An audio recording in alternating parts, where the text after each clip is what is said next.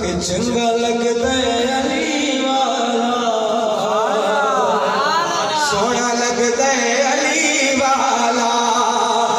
چنگا لگتا ہے علی والا، سونا لگتا ہے علی والا، کسی بھی میدان وچ سن لے نہیں ہو بھجدا ہے علی والا، بلند کر کے کہو سبحان اللہ، نہیں ہو بھجدا ہے علی والا، نہیں ہو بھجدا ہے علی والا، آخری شعر سے بات کریں کہ مار کے بودلا سائیں نو جدی ہانڈیاں دے وچ پایا، تیور بدلے لال سکی دے جوش شفاعت نو آیا، مار کے بودلا سائیں نو جدی ہانڈیاں دے وچ پایا، تیور بدلے لال سکی دے جوش شفاعت نو آیا، کتے بودلا آجا آجا آجا تینوں سجدہ علی والا، شروع ہے محبت سے سماعت کریں، شاید شعر میں سمجھ نہ آئی ہو۔ حضرت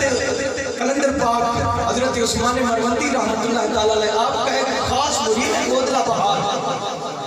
آپ کے ساتھ لوگ بغاوت کرتے تھے، بغاوت کی بنا پر حضرت بودلا بہار کی گردن اتار کر ان کے ٹکڑے کر دیے گئے اور ان کی جسم کے ٹکڑے بنا کے نا دیگوں میں ڈال دیا، گوشت پکانا شروع کر دیا بودلا بہار کا۔ تو اس وقت پیر کو مرید کی یاد آئی، حضرت عثمان مروندی رحمت اللہ تعالیٰ علیہ المشہور شہباز لال شہباز قلندر، آپ کے مرید تھے بودلا بہار، ان کے ٹکڑے کر کے دیگوں میں ڈال دیا گیا، اور اس وقت پیر نے اپنے مرید کو پکارا کہ بودلا بہار کہاں ہے؟ اس وقت دیگوں میں سے بوٹیاں نکلی اور وہ پورا جسم بن کے حضرت بودلا بہار شہباز قلندر کی بارگاہ میں پیش ہو گیا۔ یہ علی کے ماننے والے کی یہ طاقت ہے، اللہ نے ایسی طاقت دی ہے کہ مار کے بودلا سائیں نو جدی ہانڈیاں دے وچ پایا، تیور بدلے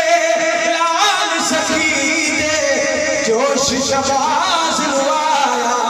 کتے بودلا آجا آجا آجا تینوں سجدہ علی والا، ہاتھ بلند کر کے کہو سبحان اللہ، تینوں سجدہ علی